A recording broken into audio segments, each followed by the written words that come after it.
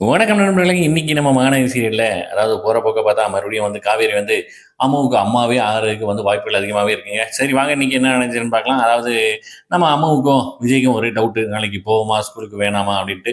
இருந்தாலும் காவேரி சொல்லிட்டாளே! அதனால வந்து போயே ஆகணும் அப்படின்ட்டு 2 பேருமே வந்து தூங்குறாங்க.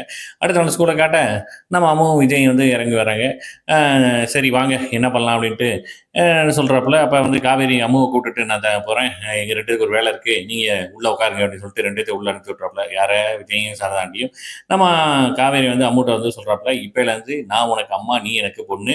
நான் என்னென்ன ஸ்டெப்லாம் சொல்லி தரனோ, அத எல்லாத்தையும் நீ மைண்ட்ல வச்சு நீ அத வந்து ஃபாலோ பண்ற ஸ்டேஜ்ல அப்படின்னு வந்து நம்ம காவேரி வந்து அம்முட்ட எல்லாத்தையும் டீட்டெயிலா வந்து ஒப்பிச்சிருக்காங்க. அத வந்து நம்ம அம்மு வந்து ஓகே, ஓகே அப்படின்னு வந்து கேட்டுட்டு இருக்காப்புல.